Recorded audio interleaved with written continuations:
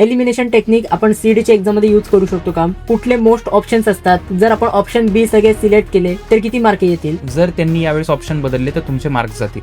मग logical elimination work करतं. तर ml²/12 सी ऑप्शन एलिमिनेट झाला. एकच ऑप्शन आहे 10 ml²/3. डायरेक्ट तुम्ही आन्सरवर येतात, सॉल्व्ह करायची गरज नाही.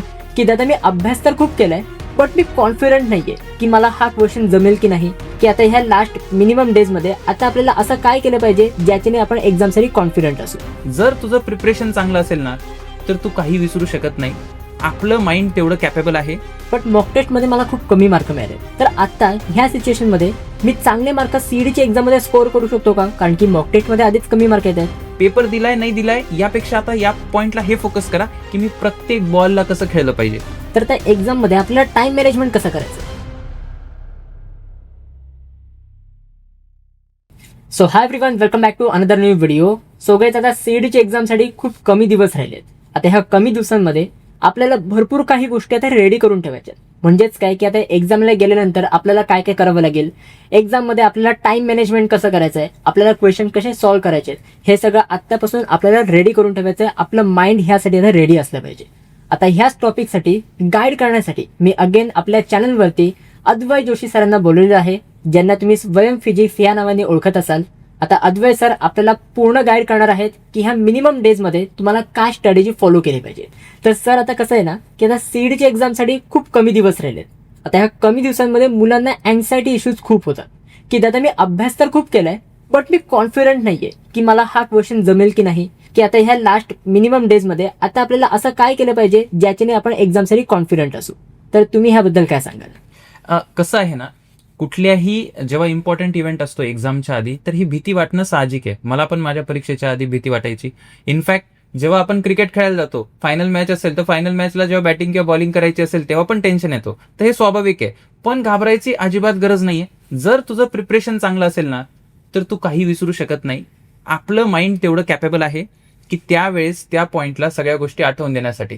तुला जर आता मी विचारलं की RMS स्पीडचा फॉर्म्युला सांग, आठवतोय का? तू म्हणशील √3RT/MW.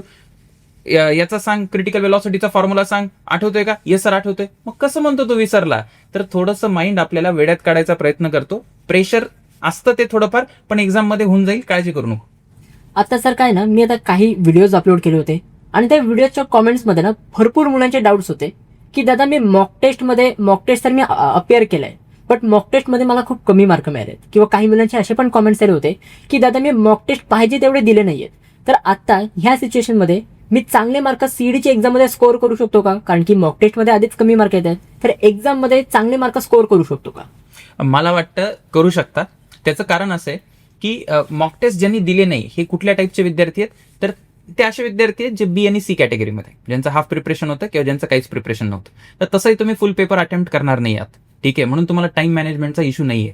सो डेफिनेटली तुम्ही चांगलं स्कोअर करू शकता. घाबरायचं नाही क्वेश्चनला. पेपर दिलाय नाही दिलाय यापेक्षा आता या पॉइंटला हे फोकस करा की मी प्रत्येक बॉलला कसं खेळलं पाहिजे. फायनल मॅच बद्दल विचार करू नका. क्वेश्चन बाय क्वेश्चन आपल्याला विचार करायचा आहे. डेफिनेटली चांगला पेपर जाईल तुमचा. आता सर काय आहे ना की भरपूर मुलांना असं वाटतं की आता पेपर खूप टफ येणार आहे कारण की प्रिपरेशन पण त्याच लेवलची झाली आहे.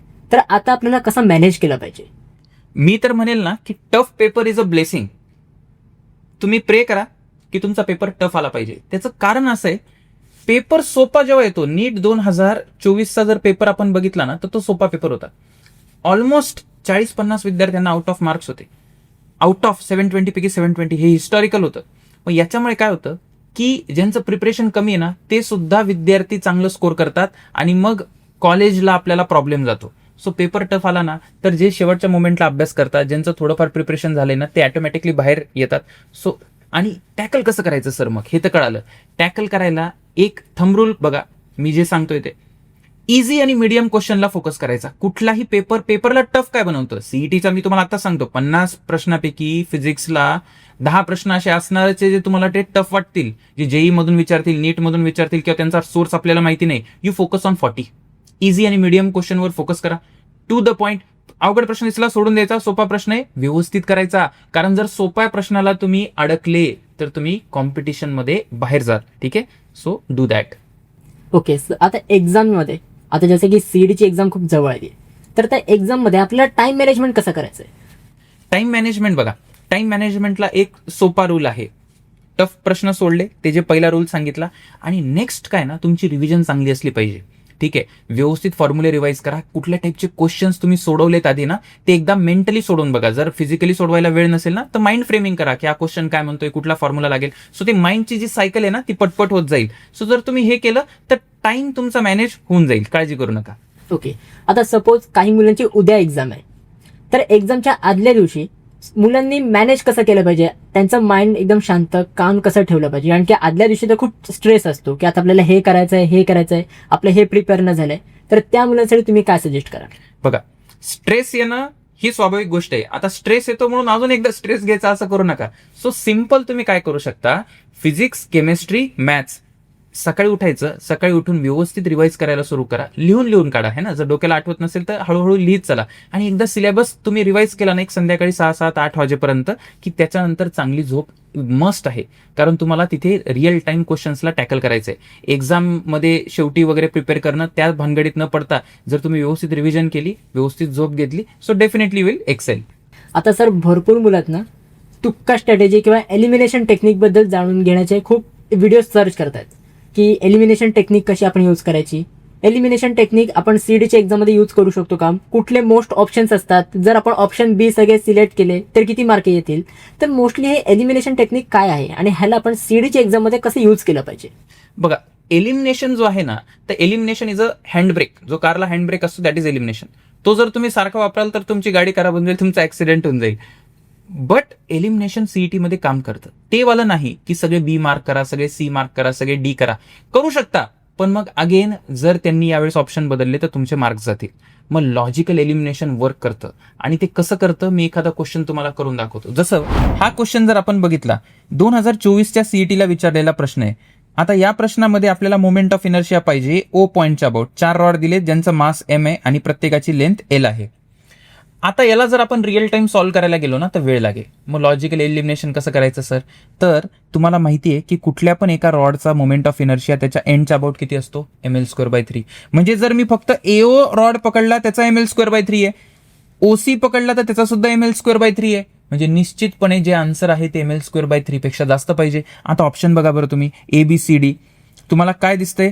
तर ml²/12 सी ऑप्शन एलिमिनेट झाला. त्याच्यानंतर ml²/24 परत डी ऑप्शन एलिमिनेट झाला कारण ते ml²/3 पेक्षा कमी, आणि ए सुद्धा एलिमिनेट झाला कारण ml²/3 पेक्षा जास्त पाहिजे. एकच ऑप्शन आहे 10 ml²/3. डायरेक्ट तुम्ही आन्सरवर येतात, सॉल्व्ह करायची गरज नाही. बट अगेन सगळ्या प्रश्नांसाठी हे लागू नाहीये. स्मार्टली काम केले तर निश्चितपणे याच्यातून पण मार्क्स वाढवता येतात. आता हे फक्त एकाच क्वेश्चनचे एक्झाम्पल आहे. जर तुम्हाला असेच अजून क्वेश्चनचे एक्झाम्पल्स पाहिजे असतील तर तुम्ही सुवर्ण फिजिक्सच्या चॅनलवर तुम्ही चेक करू शकता.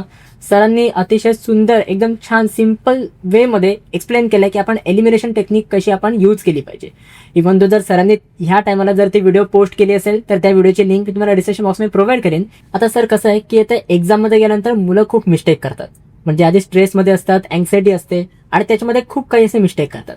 तर कुठले मोस्ट कॉमन मिस्टेक आहेत जे मुलं करतात आणि ते मुलांना आत्तापासून तुम्ही अवेअर करायला पाहिजेत, म्हणजे त्यांनी मिस्टेक्स नाही केले पाहिजे, ते असे कोणते मिस्टेक्स आहेत? सगळ्यात मोठी जी मिस्टेक आहे ना ती म्हणजे पॅनिक करणं. त्याच्यापेक्षा दुसरं दुर्दैव काही असू शकत नाही.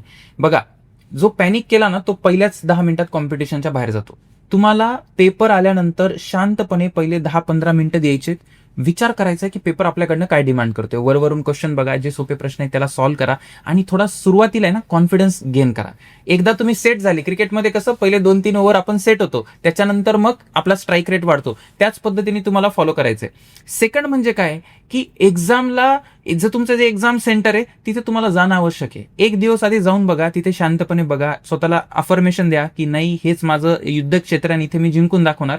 मेंटली कम्फर्टेबल असणं खूप इम्पॉर्टंट आहे. आपण घरी एक्झाम देतो किंवा आपण कुठेही बसून एक्झाम देतो तर तो आपला कम्फर्ट झोन आहे, पण एक्झाम देताना काय ना एकदमच नवीन सगळ्या गोष्टी होतात. आणि एक विश्वास नेहमी राहू द्या की जर तुम्ही गोष्टी चांगल्या केल्या आहेत ना, आपलं प्रिपरेशन चांगलं आहे ना, सो डेफिनेटली आपल्याबरोबर चांगल्याच गोष्टी घडणार आहे. सो या 2-3 चुका जर टाळल्या sir that is more than enough. नक्कीच सर, कारण की मी भरपूर मुलांचं बघतो की खूप मिस्टेक करतात. आणि जसं मी सेंटरचं बोललात तर भरपूर मुलांचं सेंटर ना 600-700 किलोमीटर लांब पण येतं. अरे बापरे. म्हणजे असे मुलं आहेत की दादा माझ्या घरापासून एवढं लांब सेंटर आलंय तर आता मी काय करू. तर त्या मुलांना मी हे सजेस्ट करेन की यार तुम्ही आदल्या दिवशीच जरा निघायचा ट्राय करा. म्हणजे टायमावर निघा, म्हणजे एक्झाम सेंटरवर जायला लेट सुद्धा नाही झालं पाहिजे. जर तुमचं एक्झाम सेंटर जवळ असेल तरी पण मी तुम्हाला हे सजेस्ट करेन की जरा तुम्ही लवकरच जा, 1-1.5 तास आधीच जा तुम्ही. म्हणजे तिकडे गेल्यानंतर एक्झाम सेंटर कसं आहे, कुठलं एंट्री गेट आहे, तिकडे काय चेकिंग होते, हे सगळं तुम्हाला तेव्हाच कळेल. किंवा तुम्ही ऐन टायमाला गेल्यानंतर तुम्हाला समजणार नाही की आपल्याला काय करायचं तिकडे जाऊन. त्यामध्ये अजून तुम्ही स्ट्रेसमध्ये याल आणि स्ट्रेसमध्ये आल्यानंतर अजून तुम्ही पेपरमध्ये गोंधळ घालाल. तर त्यामुळे एक्झाम सेंटरवर टाइमवर पोहोचणं हे गरजेचं आहे.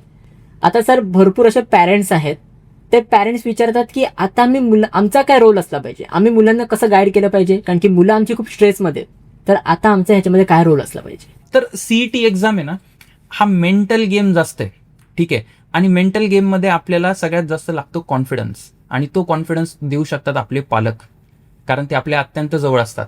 सो विद्यार्थी आपला आधी घरी जिंकणार आहे, नंतर तो बाहेर जिंकणार आहे. म्हणून प्रत्येक क्षणोक्षणी विद्यार्थ्यासोबत राहा. मग त्याला जर झोप येत नसेल तर तुम्ही त्याला सपोर्ट करा, म्हणजे कुठलाही स्ट्रेस येता कामा नये.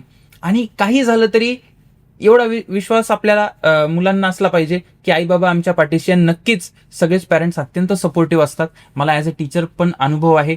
आणि जर पॅरेंट्स आणि स्टुडंट आणि टीचर हे जर आपण एकत्र आलो ना, तर खूपच चांगला निश्चितपणे विद्यार्थ्याचा रिझल्ट येईल. सो गाईज, आय होप ह्या व्हिडिओमध्ये जे पण सांगितले हे सगळं तुम्हाला समजलेलं असेल. आता एक्झामचे खूप कमी दिवस बाकी आहेत. आता हॉल तिकीट आणि ह्या सगळ्यांवर व्हिडिओ मी ऑलरेडी अपलोड केलेली आहे. जर तुम्हाला ती व्हिडिओ बघायची असेल तर त्या व्हिडिओची लिंक मी तुम्हाला आय बटनमध्ये आणि डिस्क्रिप्शन बॉक्समध्ये मी तुम्हाला प्रोव्हाइड केलेली आहे. ऑल्सो तुम्हाला एक्झामला जाताना काय काय घेऊन जायचं आहे, काय नाही घेऊन जायचं आहे, हे सगळे डिटेल व्हिडिओ मी तुम्हाला प्रोव्हाइड केलेले आहेत. तर ते तुम्ही नक्की चेकआउट करा. सगळे लिंक्स मी तुम्हाला डिस्क्रिप्शन बॉक्समध्ये प्रोव्हाइड केलेले आहेत. And also sir, thank you so much आपल्या पॉडकास्टवरती आल्यासाठी. So that's it for video. कशी वाटली तुम्हाला ही व्हिडिओ? आवडली असेल तर नक्की लाईक करा, शेअर करा, सबस्क्राईब करा. भेटूया पुढच्या व्हिडिओमध्ये. तोपर्यंत बाय, सी या अँड गो.